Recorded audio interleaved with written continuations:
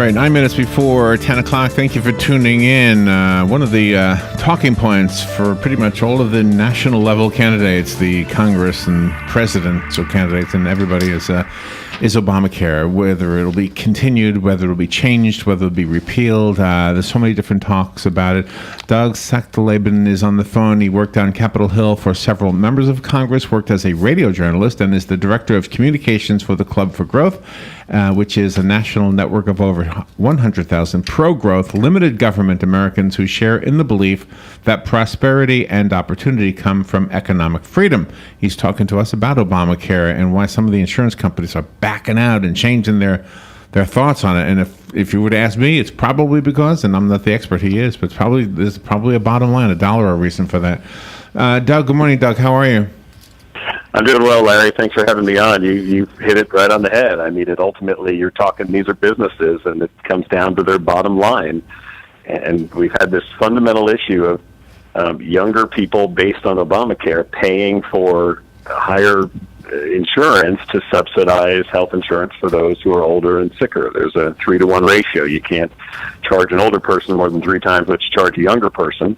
The older person's going to use their health insurance a whole lot more for sometimes more serious stuff. And so you've got a lot of younger people who have said no, and health insurance companies thus are back to that problem that they expected, dealing with an older, sicker crowd and not getting the healthier crowd in that was going to offset some of the costs. Yeah, it seems like every day there's another story in the news about either an insurance company not participating any longer in the Affordable Health Care Act, and I thought they were obligated to. I thought just as we are obligated to buy the health insurance, they are obligated to offer it. In order to order to offer the kind of health insurance on the exchanges, and they have to participate by the exchange rules. They're still allowed to do a lot of business plans, and there's always been the talk about the need to come up with these short-term, smaller group, I should say, kind of co-ops. But that's not taken off well either. And so for the insurance companies, it's the usual move. And again, it's bottom line, and people may not always like that, but it's a move toward consolidation to try to deal with cost. And Aetna is the latest one to want to pursue that and to be stopped by the Department of Justice and to deal with a second quarter that's seeing something like $200 million in losses on the public exchanges. Okay. Would it have been better if Obamacare was not mandated and that the insurance companies and the exchanges would have had some leeway and people would have embraced it more if it wasn't for the mandate? Yeah, I mean, I think the free market solutions are best. I think from the Obama side and from Nancy Pelosi and the side that argued for this, you had to take this whole package together, because the idea was the mandate was what was going to drive down the ultimate costs by forcing everybody on. Everybody's then paying. Everybody has skin in the game.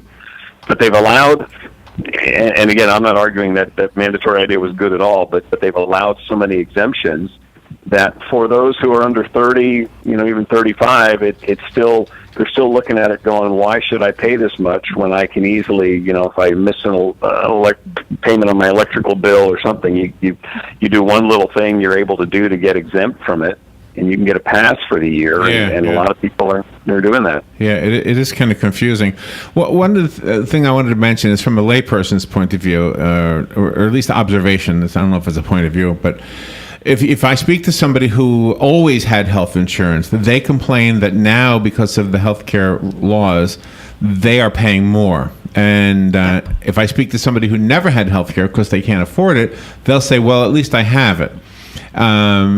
Is there a big divide because of this? Have we seen people who, it seems like somebody who doesn't have it at all, who finally has something anyway above nothing, it seems like that's not a bad idea, But if everybody else is paying 3 times as much as they were paying, isn't that Ronnie's situation? Yes. 3 times as much? Yeah. Yep, plus medications. Right. The problem that you have then is that, you saw the Federal Reserve in the New York region just came out last week and was talking about the number of businesses that are slowing in their hiring in their region for the very purpose that they can't handle the health insurance premiums that they're required. So much of this mandated aspect, both the types of coverage, what you have to be covered for, and the lack of options in that has made it harder. So yeah, there are new people who have come into the system, but you've also got people now who have lost job hours, who are struggling to find full-time jobs with those kind of benefits that used to be a little bit more common. We've seen it with the Federal Reserve reports that 1 out of every 5 businesses in their district said they're reducing hiring specifically due to Obamacare. So now it filters into the job market. Yeah, or they're offering 30 hours or whatever the limit is, so that they're not obligated, and that hurts the employee. Mm-hmm. Yes. Yeah. Where you used to be able to get that reasonable paying 40-hour-a-week with benefits. The health insurance was always a big part of it. Now you're then pushed to the exchange. If you're a younger person, you're not getting paid necessarily a great deal in wages as it is, and now you're having to pay for expensive health insurance. So it's kind of a catch-22 for those who are, just getting started and trying to work hard.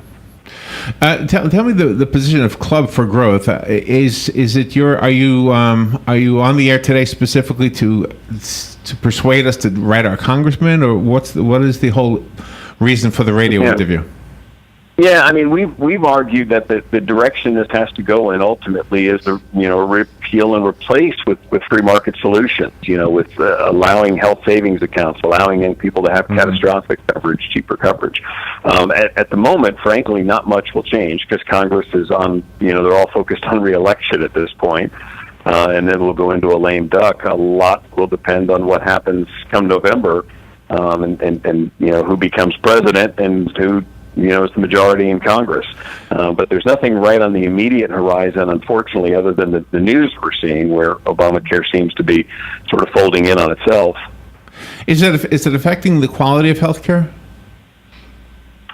It's hard to see. I see Kaiser Foundation reports that seem to indicate that the coverage is still generally good, except for the fact that you're going to see more and more, like we've seen with Medicaid, with a lot more physicians who are moving to almost an a la carte system where they'll do their own, sort of payment plan. So some of the better health care might start to move in a direction away from some of the Obamacare. It's going to be interesting to see how that unfolds. Would it be a mistake if we had somebody if the president and Congress can agree, would it be a mistake if they just totally repealed it? Or what do you think is the solution, to repeal it or to amend it? I think Hillary's plan is to amend it. Trump's is to repeal it. Which is the better choice? Yeah, I mean, you're between a rock and a hard place right now, to be honest. And we've seen members of Congress who have proposed sort of phase-out ideas, and I think you're going to have to, because you've brought enough people on to the roles with it that it obviously can't be an overnight sort of decision. But you've got to move through a window of phasing it out, but also there's got to be constructive plans that say, this is how you get some kind of affordable catastrophic coverage. This is how you begin to save some of your income for routine things. Just incentivize those kinds of programs, even through tax credits, as opposed to just this government. And obviously the argument on the other side is this argues for a single-payer system. Doug, give us a website. We've got 10 seconds. So what's a good website so we can learn more? Larry, it's clubforgrowth.org, clubforgrowth.org. Easy enough, clubforgrowth.org. Doug Sachtleben, I'm probably saying your name terribly wrong. I apologize for that. Doug, thank you for being on the air with us today. Been a pleasure. Thank you. This is WOCA Ocala. Fox News Radio, I'm Carol McHugh. Donald Trump tells Fox News he's not going back on his plan to deport millions of illegal immigrants. We have a lot of people that want to come in through the legal process. It's not fair for them. And we're working with a lot of people in the Hispanic community to try and come up with an answer. So you're not flip-flopping? No, I'm not flip-flopping. We want to come up with a really fair but firm answer. Trump on Fox and Friends. The Clinton team's putting aside an additional $80 million for fall campaign ads in 8 battleground states. The big cleanup's begun in the flood zones of Louisiana. Just where we're standing right now, there's 8 large piles of debris from anything from homes and businesses here in Tangipahoa Parish. Now, crews will clean up Tangipahoa as well as Livingston Parish today. Now, this is the state's effort to clear roadways of debris and protect citizens. Ryan Knockin, a Fox affiliate, WVOE New Orleans. Fox News, we report, you decide. Yeah, your toilet's definitely clogged, but I think I found the problem. Sir, is this your action figure? Yes, I sent him in to check out the pipes. As a small business owner, you've got enough to deal with. Let the experts at Progressive insure your business so you can focus on more important things. With over 30 commercial, auto, and business coverage options, we'll build a plan that's right for you. I got something else. Are these toy cars? Had to send in backup.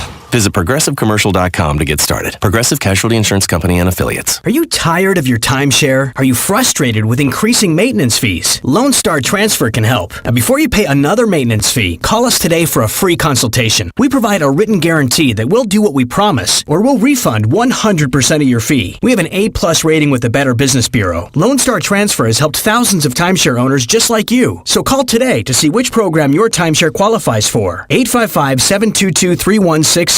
That's 855-722-3166. Ad Council.